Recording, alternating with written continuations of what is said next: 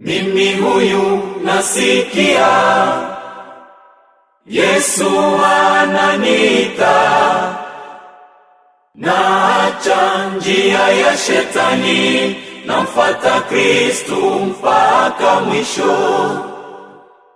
Naacha njia ya shetani, namfuata Kristo mpaka mwisho.